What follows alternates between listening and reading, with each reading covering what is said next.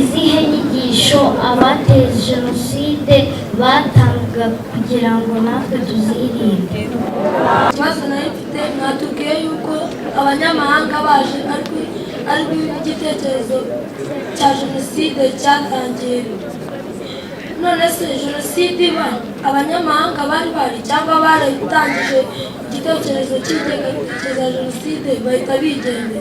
Ikibazo mfite uko tugenda dukurikirana amateka bavuga ko jenoside yaba yarashyigikiwe n'Abafaransa, ese ni izihe nyungu bo bari babifitemo? Mbere mwatubwiye yuko mbere jenoside itaraba hari amoko atatu: Abahutu, Abatwa n'Abatutsi.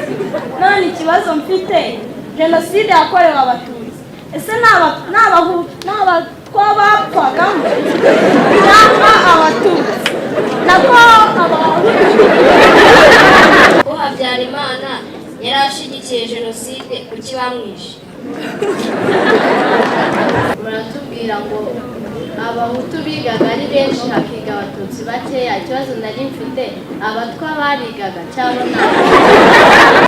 ese ko jenoside yabaye hagati y'Abahutu n'Abatutsi, ese Abatwa bo kuki batayihagaritse?